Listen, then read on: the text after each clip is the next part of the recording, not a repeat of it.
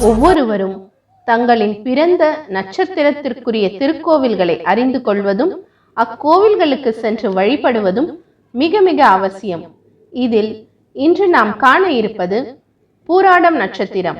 தஞ்சை மாவட்டம் திருவையாறு அருகே கடுவெளி கிராமம் உள்ளது. இங்குள்ள ஆகாசபுரீஸ்வரர் சிவாலயம் சென்று பூராடம் நட்சத்திரத்தில் பிறந்தவர்கள் அடிக்கடி வணங்கி வர வேண்டும். இந்த ஆலய வளர்ச்சி பணிக்கு உதவ வேண்டும்.